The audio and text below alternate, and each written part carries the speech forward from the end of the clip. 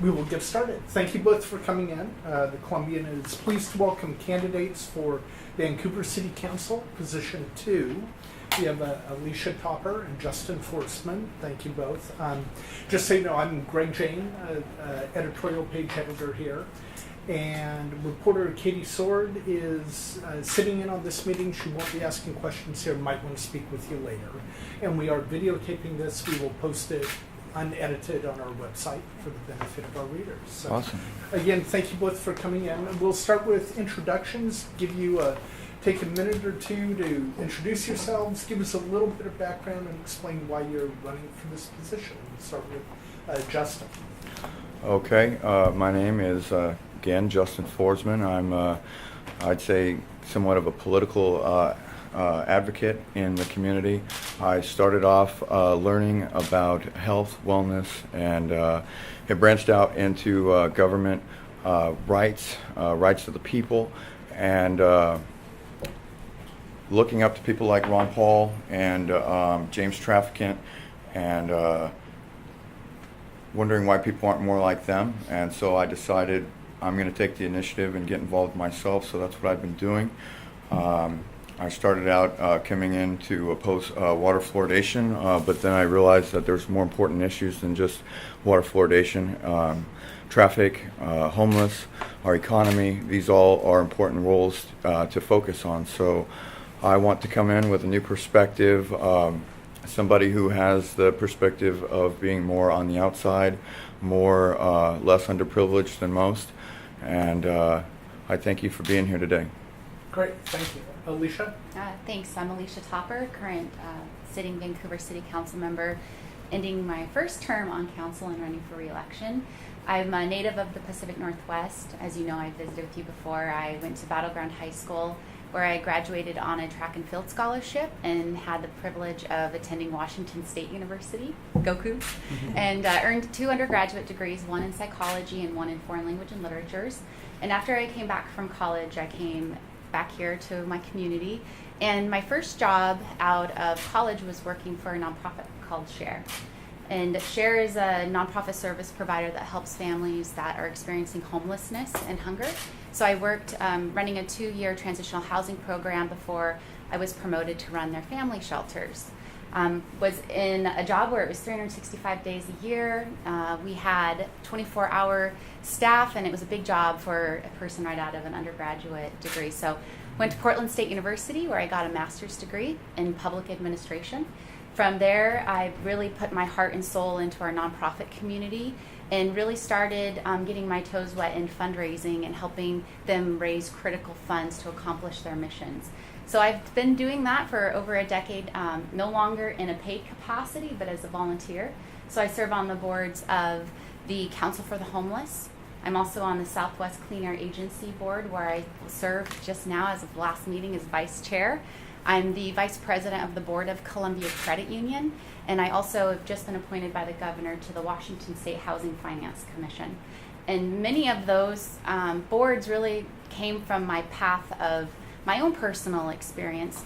Mr. Forsman here had talked about wanting to be a candidate who didn't come from privilege. Well, I can tell you that my background was one not of privilege, but of hard work and endurance and perseverance. So all that passion around poverty really is what has driven me to really fight for issues around affordable housing, making sure that the city is in a very good position to become a prosperous and real true economic driver for our region.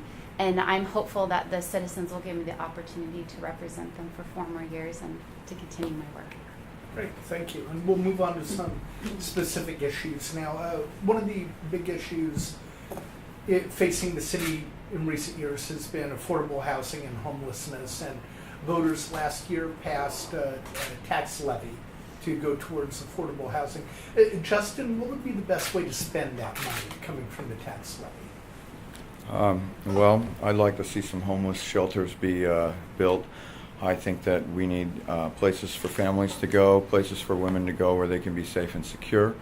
That's always been something that I've thought since they came out with the proposal. When I was a youth, I a number of times stayed in a shelter with my father, and I know if those places wouldn't have been there, we would have been on the streets. in potentially harmful situations, which there were at certain times. So I'd say if we can have some shelters put into place, if we could also maybe get some more restrooms in the area for homeless to go, because I know that there's people concerned that they are going to the bathroom in front of their businesses. That's not good for anybody, especially businesses and the homeless. I'd also like to see that we have some kind of program that gets people who are motivated to get off the streets, that maybe have a job, get them into an apartment, get them into some stable housing where they can move forward with their lives. And when you say shelters, would you focus on the downtown area or spread it throughout the city? Well, I would say wherever's feasible. I mean, I know there's people worried about shelters because there's going to be condensed population of homeless and vagrants and maybe drug activity, and they don't want that in their neighborhood. But we really got to focus on the community here. And these people, if they're going to be in a shelter, they're focusing on rehabilitating their lives, most likely. The people that are not trying to rehabilitate are staying on the streets. They're, they're habitually using drugs, and they're probably not concerned with, the things that a shelter would provide, like job leads and maybe even clean clothes. But I think that we could put them throughout to answer that question. Great, thank you. Alishia, how should that money be spent? Well, I think the City Council has really deliberated on that exact question. So the state law gives local governments the ability to go out to the voters specifically for affordable housing. There's a little bit of flexibility in how we can use those funds, but primarily that's the goal. And so I do believe that the bulk of the funding, which is $6 million per year, that'll be generated from the taxpayers of Vancouver, should be towards increasing the inventory of affordable housing. That's the goal. So the construction of new affordable housing, but with the provision that those nonprofit and private developers are leveraging those taxpayer funds with other sources of revenue. So I would say, number one, highest percentage has to go to the construction. Second, I think we need to preserve the existing affordable housing that we already have built. I think the one thing that really was the catalyst for the City Council to even consider going out to the voters was the displacement of 100 plus families at Courtyard Village back in December of 2014. So making sure that those types of apartments or duplexes or single family homes that are currently renting below market rate stay available, and not just to anyone but to those families earning less than 60 or to 50% of the area median income. And there's no secret, I've been a huge advocate and a vocal champion for increasing the number of shelter beds in our community. I think it is absolutely, I almost would say a sin, but it would be a total detriment of everyone here that we haven't increased our shelter capacity in over 20 years. We have over 400,000 people living in the county. So I think adding capacity for not only families but single women. Currently we only have 8 permanent beds, and I don't think that will solely be done by the city or county. I think that there will be many partners that are willing to come to the table and leveraging our faith community to get that done, as well as some private and public investment. So yeah, shelter system's important, but I do think that it's going to be a smaller percentage of the overall annual income that's generated from the housing levy. And of course, I'm a fan for rental assistance. You mentioned state law regarding that. How does that limit how the money can be spent? What are the parameters? So essentially, the city council has to come up. First, they have to have a state of emergency. They have to come up with a finance and administrative plan that's going to show how that funding is going to be spent. And we can't just go out and pay for drug treatment and mental health services. That isn't a part of their parameters around affordable housing. So it really is construction, preservation, and prevention of homelessness. And services so count. So that can include shelters? It can include okay. shelters, yeah. Okay. Good clarifying question. So I am curious about each of your thoughts on the philosophy that I hear sometimes that there has to be a balance between on the homeless response between over-serving facilities and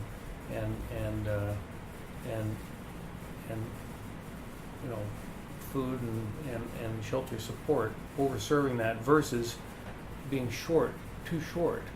And the concern I've heard a lot is from friends in Eugene who tell me that that there's an opinion in their town that they've done too much to support homeless people, and that they're now attracting them from other venues, other places. Do you buy that line of thought, or what are they, is that a false dynamic that is being described, or what's your thoughts on that? You want me to start? Sure. So that was one thing that I've also heard from people that are worried if you build it, they will come. And so looking to experts in the homeless advocacy and homeless providers, asking them, what are the statistics? When you call Council for the Homeless to try to seek assistance, whether it's a motel voucher, shelter, or housing, they ask you a series of questions, one of which, what was your last permanent address? So they're able to tell us the exact percentage of people seeking help that are from outside the area. Mm-hmm. And so the majority of people are in our own community. They're people that have lived in Clark County. They want to stay here. This is their home. So I would say I think that's more of a fear or a myth than fact. Mm-hmm. But there is a small percentage. I mean, you can't say no one comes. People do, but people come here for all various reasons, not just to seek services. So it's something we consider. I know there was a lot of debate when we were thinking about putting a shelter in the county, and the county had concerns about the location, and well, we're only servicing people that live in Vancouver, and the homeless system there's no dividing lines by cities. It is one coordinated system for our entire county. And so that's the agreement, and that's how I'm at least approaching this as a solution-based problem. So now, really Yeah. quick to follow up on Yeah. that, then I'd like Justin to answer that question. When the Council for the Homeless says a majority of them are from, well, is that more like 55% or 95%? I would, and I'm going to misquote the exact Okay. statistic, but I'd say it was more in the 80%. Okay. So it's definitely Just- more than That's helpful. 50 that live here. Because majority is Sure. a pretty broad Yeah. range. Sorry, I don't have the exact stats. That's for okay. it. That's okay. Justin, Scott's question. Yeah, it's an interesting concept. I would be more focused on helping, and if people come, there can maybe be some resources allocated for emergency services. People who have come in and they haven't been in the county or the city for that long of a period of time, there might be some funds allocated for emergency type situations. But I would like to see that the resources go to people in the community that have been here for at least 30 days or more. I have heard that there are people coming from Portland into Vancouver. There's people coming, as far as like, California or even further, because of some of the laws are a little bit more laxed here, and especially like in Portland where you can park your RVs, and so some people are coming here for services, but the approach that to cut resources because people need it, I would think that would be counterproductive. I would say if there's more people that need resources, then we need to work even harder to make sure that the needs are being met, because once these people are reintroduced back into the community and they're stabilized, then they're going to make our community better. They're going to get a job. They're going to put money into the local community, and it'll be a benefit in the long run. It's kind of like an investment. So, and I think we could easily continue about homelessness and affordable housing. Yeah. They're huge issues in the community. But aside from that, what would you say, just off the top of your head, what are the two biggest issues facing city government? Well, one of the biggest issues right now is definitely the congestion that we have within the corridors here.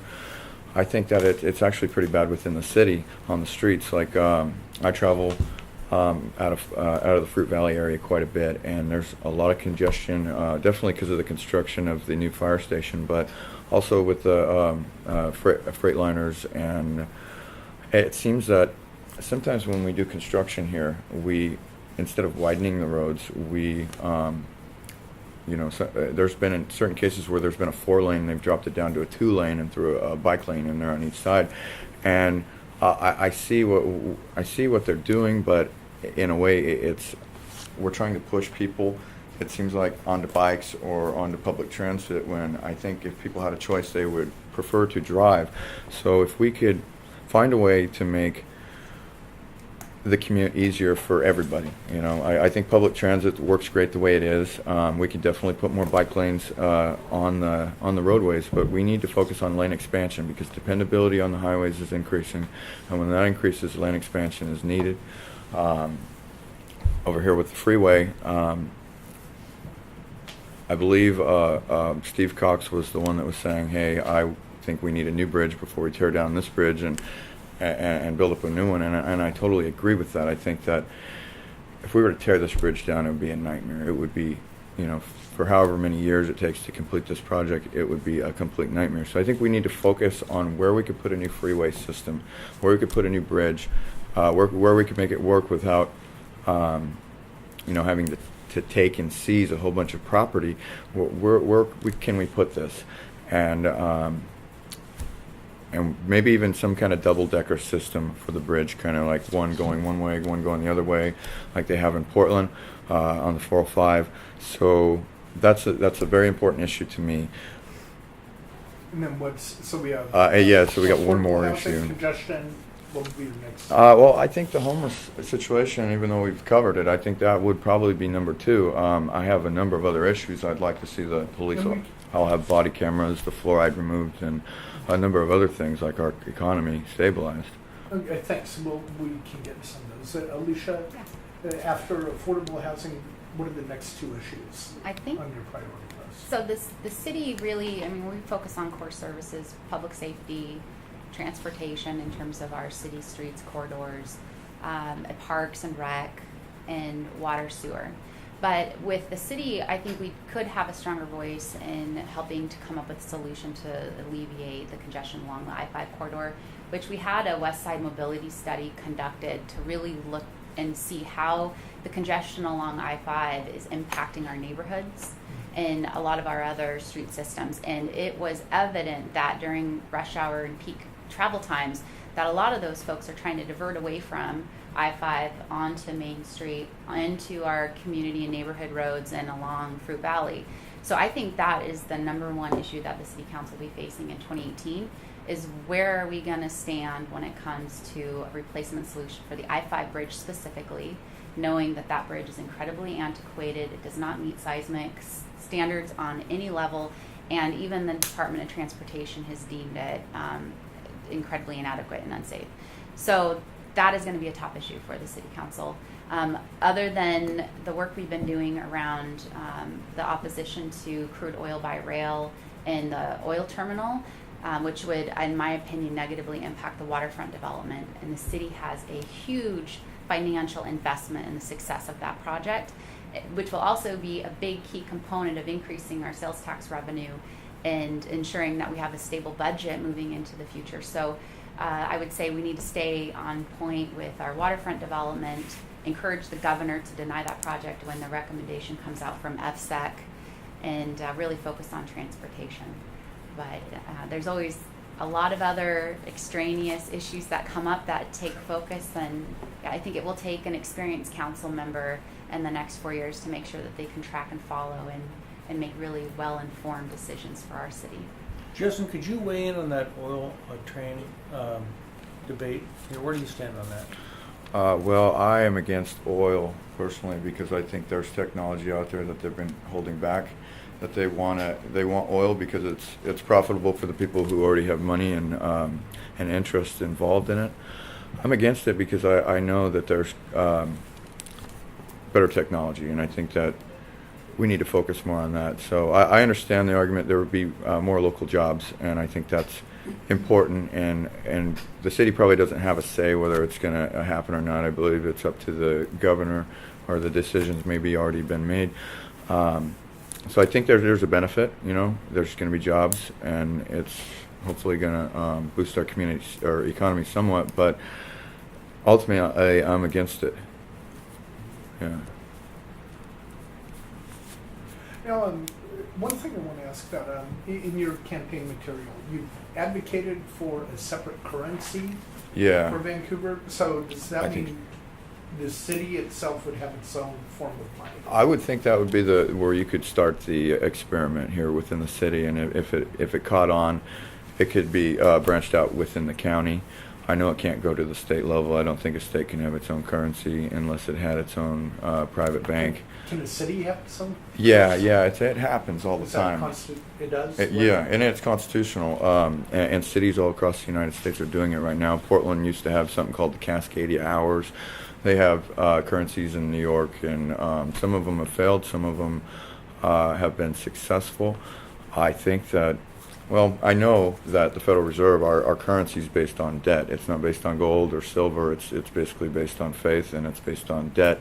And there's no way we can ever pay off the debt, because the more money we print, the more debt increases. It's just a never-ending cycle of chasing the debt that you can never pay, or the interest, essentially. So I was thinking, why don't we start our own currency that's actually backed by something? And we could back it by silver. Silver's 15 times more plentiful than gold. That's always been the argument why you can't back currency by gold. There's not enough. So why not silver? Or something that is worth value. Back in the Middle Ages, they used to have the tally stick. It was a stick that they had for currency, and people would pay their taxes. So it sounds extreme and it sounds different, but it could be something that could be adopted by the community, and it could benefit if we did it the right way. So, Alicia, one-word answer. Would you advocate for Vancouver having its own currency? No. Okay, thank you. But speaking of money, does the city need to raise more revenue? Does it have enough money now? So the city, as you're aware, raised utility tax by 3%, and we did increase the annual 1% property tax last year. And that was really targeted and focused to help pay for additional staffing in the Vancouver Police Department, and to work on adding 3 new people to help clean the street medians and keep our parks green.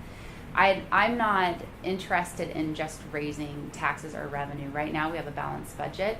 There is an effort underway called Vancouver Strong, where a group of community leaders have come together to assess the current service levels within the city and to make recommendations to the city council on whether those are adequate, inadequate, or if they would like to see increases. And if so, then they will be doing an evaluation of all of the potential funding sources and how that would be paid for. So Who put together that? So the city reached out to community leaders to put that together. How many community leaders are in that? So there's an executive council of a smaller group, and then there's a larger committee. I'm not one of the assigned council members to that task force, so I'm still waiting for our first update. Yeah. But there is going to be, and this could be a warning to everyone watching here on your live streaming, but there will be a significant property tax increase for most homeowners in the Clark County area because of the state second school levy that will be coming out in 2018. So if anything, being cognizant of the fact that property owners are paying, a lot more than what they have in the past, and I will be very aware of that going into any decisions into next year, if reelected. Justin, does the city have enough money? Does it need to raise taxes? Should it lower taxes? No, I believe Alicia's right that the budget's balanced. I sat down with some people in the city, and we went over the budget, and yeah, it looks like things are good, and especially for like public safety and such. I think that there's plenty of money to go there.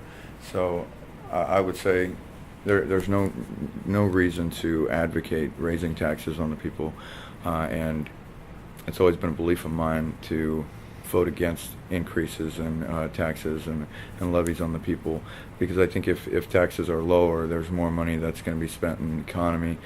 And I actually think if you lowered property taxes or lowered other taxes, that you'd make more money off sales tax than anything, because more money would be spent in the community. And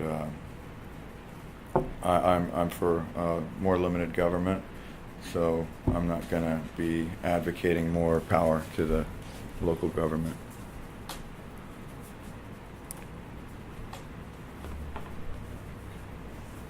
Anything else?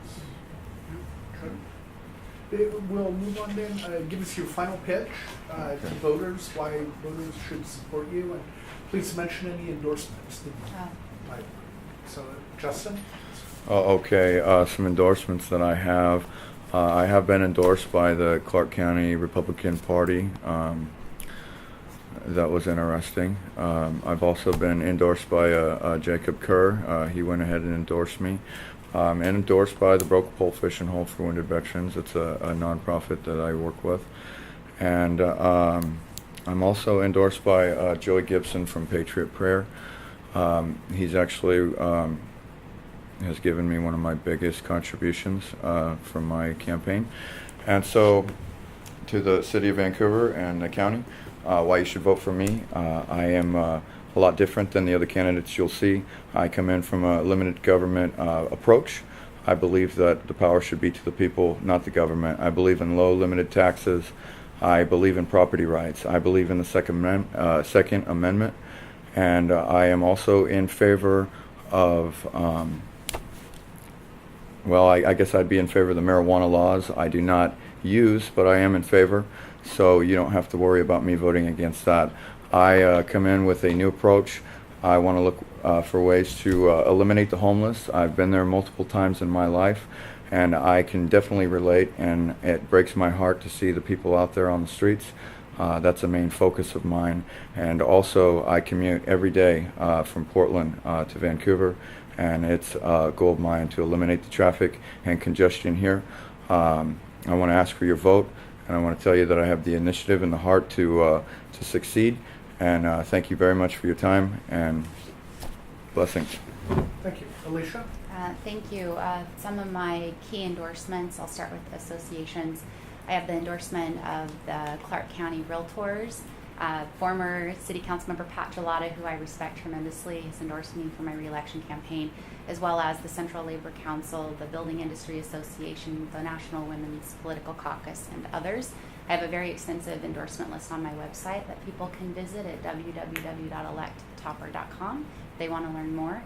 I would say, though, that the endorsements are just a small indicator of public's trust in the ability for a person who has been elected to represent them to serve in office. And I think that that is a really important thing, that people put their faith in an individual to do what's in the best interest of all of the people within that jurisdiction, which ours is the city of Vancouver. And so I would ask the voters to really take a deep look into the two candidates that they have to choose between for this election for position 2, and to look at our voting records, who has been civically engaged longest, who cares deeply about helping to move our city into the right direction. And of course, you can't have a voice unless you participate. And I've proven that I am the candidate that has shown that commitment.